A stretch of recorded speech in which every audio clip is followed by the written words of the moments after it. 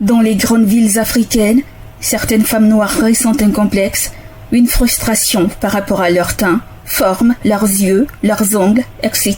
Alors, mécontentes de ces dons naturels, elles cherchent à les améliorer et se retrouvent à se dépigmenter, porter des faux cils, faux ongles, un phénomène récurrent en Afrique de l'Ouest.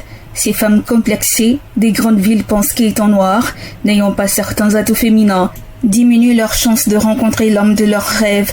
Pour cela, elles font mains et pieds pour ressembler à la personne idéale. Ainsi, elles utilisent tous les produits et techniques pour atteindre leur objectif. Quelles sont leurs motivations? Arrivent-elles à atteindre l'objectif visé?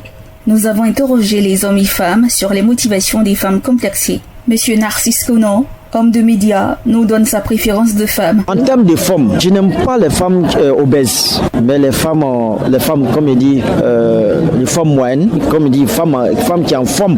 Bon, quand il dit rondeur, peut-être, mais pas femmes obèses en tout cas. Non, bon, il y a des femmes aussi qui ont la forme guitare, voilà. En tout cas, pas les femmes skinny, hein.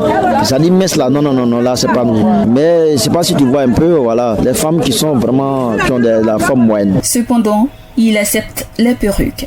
Les perruques, bon, de toute façon, il y a la manière de faire les perruques. Hein. Il y a des manières de faire les perruques. Il y a des perruques où c'est bien tissé. En tout cas, quand on mise, ça fait tendance. Là, j'accepte. Mademoiselle Ouattara Massara, commerçante à Abobo, ne trouve rien de mal à vouloir devenir plus belle. Pour elle, la beauté s'achète.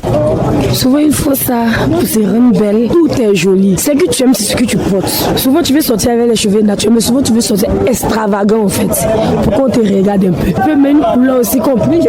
J'aime porter ce qui me plaît. Je m'en fous. J'aime les choses artificielles. Souvent. Mais la beauté, même là, on achète ça. Il faut que tu te laves le corps pour que ça brille. Si, quand Dieu te donne là, on l'a pas. On lave. Mais la beauté, même là, on achète ça. Ce n'est pas naturel. Le plus qu'on paye les savons pour se laver, le savon pour arranger le corps, mais pour que le corps brille. J'utilise savon, pommade, avec son huile aussi, pour que ça arrange bien mon corps aussi. Elle affirme faire usage des perruques, des mèches et se dépigmenter la peau pour attirer les hommes. Mais il faut te rendre belle. Il faut que tu sois propre pour qu'on t'approche. De la manière dont tu te laves, c'est comme ça on te drague.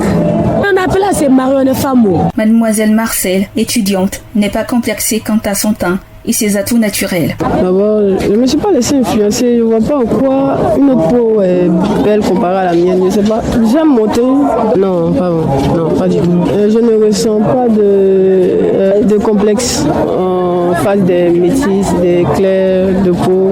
Rien. Je suis bien dans ma peau. Non, je n'ai jamais porté de faux signes, de faux ongles. Ça ne m'intéresse pas. Elle prodigue des conseils aux femmes. Un message, c'est pas rester vous-même. Tu vas rester vous-même, il ne va pas en quoi changer, va influencer votre vie. Dr Kofi Gbondama, dermatologue, donne la complication de la dépigmentation, extrait d'un reportage de nos confrères de la RTI sur YouTube.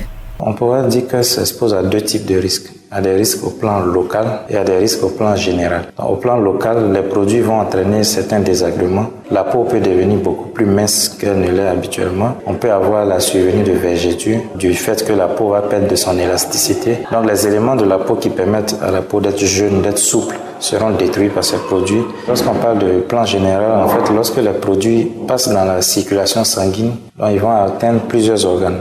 Et ce qu'on a constaté, c'est que ces personnes peuvent être sujettes à développer un diabète, peuvent être sujettes à développer de l'hypertension artérielle, peuvent être sujettes à avoir des troubles au niveau des hormones. Dr Gérard Kierzek, dans un reportage de nos confrères de Télématin sur YouTube, dénommé « Faux ongles, vernis semi-permanent, vrai danger pour la santé » énumère les dangers de cette pratique. Soit les faux ongles tout simplement, ou même les vernis semi-permanents, oui. C'est pas anodin sur nos ongles. Et l'Académie de médecine avait, avant 60 millions de consommateurs, alerté là aussi. Ça peut entraîner des brûlures, ça peut entraîner des allergies, ça peut entraîner des infections, ça peut entraîner des cancers de la peau aussi. Tout ça pour des raisons, oui, de coquetterie. Alors c'est sympa d'être coquet, mais il y a quelques règles à respecter pour ne pas toujours avoir quelque chose de collé. Dr Soumaoro Adama, dermatologue, parle des risques liés à la prise de médicaments pour augmenter les parties intimes. Reportage de nos confrères de la RTI, titré « 1001 techniques des parties ». Aujourd'hui, c'est plutôt un phénomène de mode qui est en train de devenir progressivement un problème de santé publique.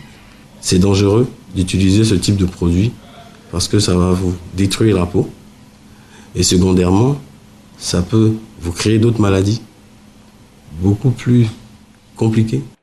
Il faut noter qu'en Côte d'Ivoire, la prévalence de la dépigmentation au grossissement des seins, à la pose de faux ongles et faux cils est très répandue et pratiquée par plus de la moitié de la population féminine.